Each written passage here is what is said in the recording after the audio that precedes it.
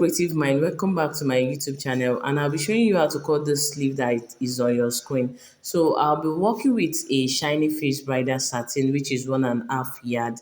That's the fabric I'll be working with. You can work with other fabric as well. So now the first thing I'll be doing is to place my fabric, making sure that the self edge faces the other self edge. I'll place it on fold like this, and once that is done, I'll place it on my table. So now we want to go ahead and cut the puff sleeve first. So you can decide to work with length 16 or more. So in this video, I'll be working with length 16 for my sleeve, and I'll be cutting two pieces of that length 16, two pieces for it.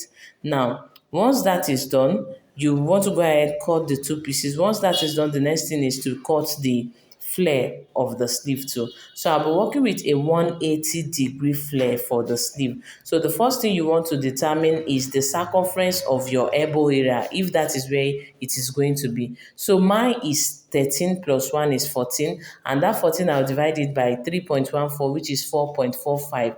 Now the length of my peplum is going to be 7.5. So at the end of the day, I'm just going to go ahead and round my measurement up to 12 inches, which is what I'll be working with. So it simply means that I'll be placing my fabric on fold using that 12 inches. So I'm going to go ahead, measure the 12 inches for the first fold.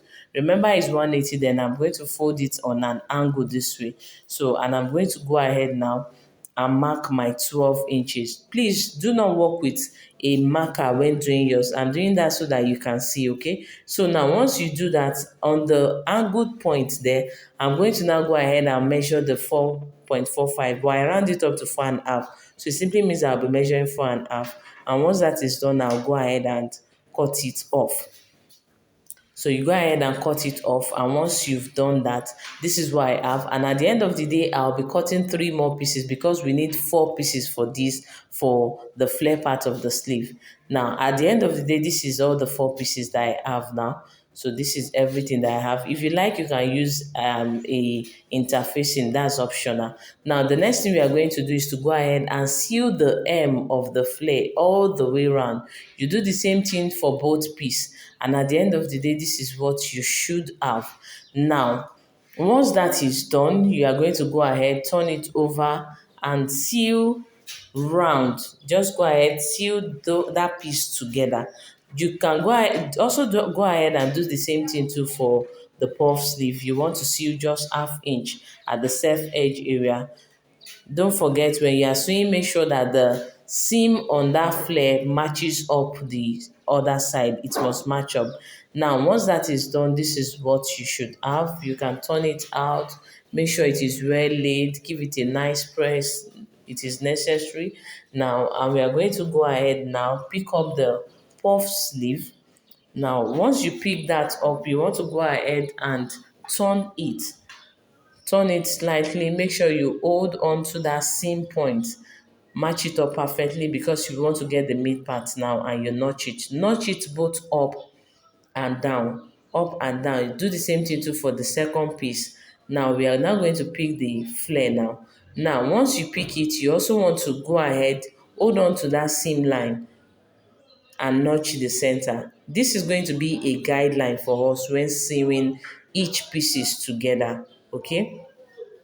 Now, the next thing is going to be to match up the seam on the flare with the seam on the puff. That's the fabric we cut for the puff sleeve. So you want to go ahead, match it up, and go ahead and pleat it slightly around that flare. You are pleating the excess on the puff sleeve around the flare. Make sure you match up the notch point together. So it simply means once you match it up, the excess fabric you have, you will be what you sew round, okay? So at the end of the day, this is what you should have when you sew it perfectly. This is what you should have. So you can set the notch points at the upper part of the sleeve now. So we are going to go ahead and join it on the bodice. It can be a gown, a top, anything you are attaching yours to.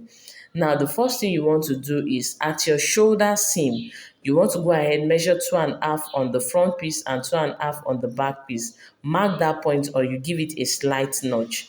Once you do that, you want to match your side seam, that's your body side seam, with your sleeve seam together, and you sew all the way. Just sew from that seam to that notch point. Do not pleat within that range. From the seam to the notch point, do not pleat. And whatever you have left, you pleat it round that notch point.